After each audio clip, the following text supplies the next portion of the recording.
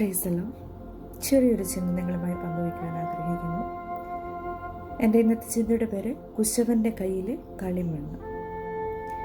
ബൈബിളിൽ ജെറമ്യ പുസ്തകം അല്ലെങ്കിൽ യെരമ്യാവിൻ്റെ പുസ്തകം ചാപ്റ്റർ 18 1-6 ഇത് കാണുന്നത്.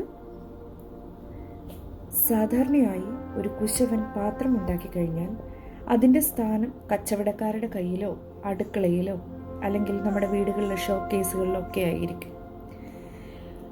പിന്നെ ആ പാത്രത്തിന് കുശവനുമായി യാതൊരു ബന്ധവുമില്ല. വല്ലവരുടെയും വീട്ടിലിരിക്കുന്ന പാത്രം താഴെ വീണ് ഉടഞ്ഞു പോയാൽ കുശവൻ അതിന് ഉത്തരവാദിയുമല്ല.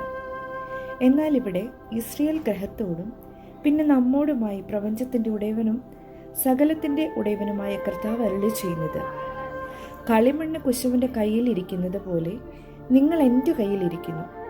ഒരിക്കൽ നിങ്ങൾ എൻ്റെ കയ്യിൽ ഉണ്ടായിരുന്നു എന്നല്ല, ഇപ്പോഴും നിങ്ങൾ എൻ്റെ കയ്യിൽ ഇരിക്കുന്നു. നമ്മൾ ഓരോരുത്തരും ദൈവകരത്തിലെ കളിമണ്ണുകളാണ്. ഈ കുശവൻ കളിമണ്ണായി നമ്മിൽ എപ്പോഴും പണിതുകൊണ്ടിരിക്കുന്നു.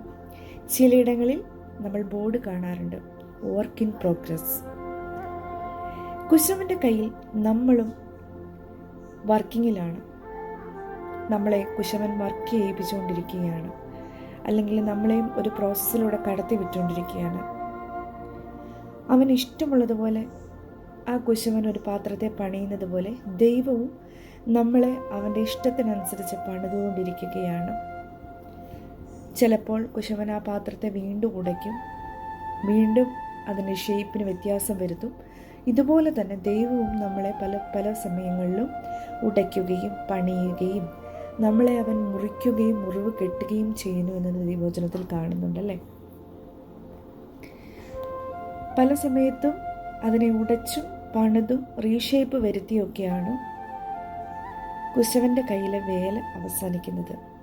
തിരുവചനം പറയുന്നു, ഫിലിപ്പിയ ലേഖനം 1-4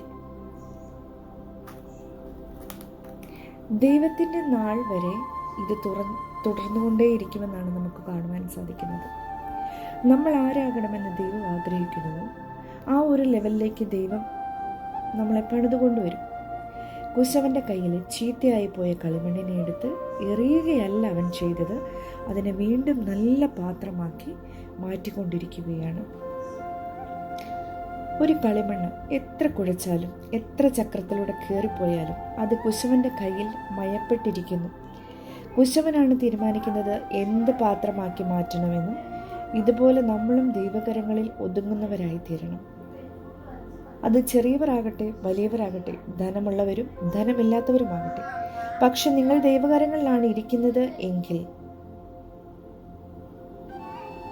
ദൈവം അതിനെ തൻ്റെ ഇഷ്ടം പോലെ പണിതെടുപ്പാനിടയായിത്തീരും.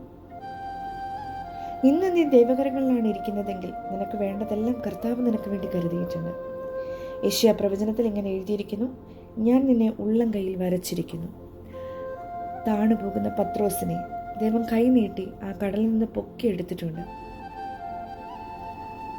അതുപോലെ നിന്നെയും പൊക്കിയെടുക്കുവാൻ ദൈവം ശക്തനാണ്. ഒരു കുശവൻ പാത്രമുണ്ടാക്കിയെടുക്കുന്നത് പോലെ ജീവിതത്തിൽ കുഴയുന്ന, ചവിട്ടുകൊള്ളുന്ന, ചക്രത്തിൽ വെച്ച് കറങ്ങുന്ന സാഹചര്യങ്ങൾ ഉണ്ടായാലും ദൈവം അതിൽ നിന്ന് പുറത്തെടുക്കുവാൻ ശക്തനാണ്. ദൈവം അതിനെ പണിയും. നമ്മുടെ ജീവിതത്തിൽ വരുന്ന പ്രതിസന്ധികൾ നമ്മളെ പണിത് നല്ലൊരു മാനപാത്രമാക്കി അല്ലെങ്കിൽ നല്ലൊരു മുത്തായിട്ട് വെളിയിൽ വരുവാൻ വേണ്ടിയാണ്. ആ കുശവൻ ഉണ്ടാക്കുന്ന പാത്രത്തെ കുശവൻ അതിൻ്റെ പണി കഴിഞ്ഞതിന് ശേഷം തീയിലിടാറുണ്ട് അല്ലേ. ആ മണ്ണ് വെന്ത് പുറത്ത് വരും. നല്ലൊരു പാത്രമായിട്ടാണ് വരുന്നത് അത്. ഇതുപോലെ തന്നെ നമ്മളെയും പല സമയത്തും തീയുടെ ശോധന അല്ലെങ്കിൽ നമ്മൾ ഒത്തിരി തീയിൽ അകപ്പെട്ടു പോകുന്ന പോലത്തെ അനുഭവങ്ങൾ, പ്രതിസന്ധികൾ ഒക്കെ നമ്മുടെ ജീവിതത്തിൽ കടന്നു വരുമ്പോൾ മതി എന്ന് പറയുവാനല്ല, കർത്താവെ എന്നെ ഇതിൽ നിന്നും ഒന്ന് പണിത് മുമ്പിലേക്ക് ഉയർത്തിയെടുക്കണമേ, ദൈവപ്രവൃത്തി ഞങ്ങളിൽ വെളിപ്പെടുത്തണമേ എന്ന് പറയുവാൻ നമുക്കിടയാകണം.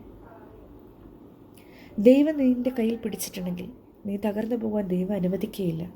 നീ ആ കുശവൻ്റെ കയ്യിലിരിക്കുന്ന കളിമണ്ണ് പോലെ ഒന്ന് ദൈവകരങ്ങളിലേക്ക് ഏൽപ്പിച്ചു കൊടുത്താൽ അവൻ നമ്മെ ഉടയ്ക്കും, നമ്മളെ വാർക്കട്ടെ, നമ്മളെ പണിയട്ടെ. അവൻ ഇണങ്ങിയ ആയുധമാക്കി മാറ്റുവാൻ കർത്താവ് നമ്മളെ സഹായിക്കട്ടെ. ഈ ചെറിയ ചിന്ത നിങ്ങൾക്ക് അനുഗ്രഹമായി എന്ന് ഞാൻ വിശ്വസിക്കുന്നു. ദൈവം നിങ്ങളെ ഏവരെയും അനുഗ്രഹിക്കട്ടെ.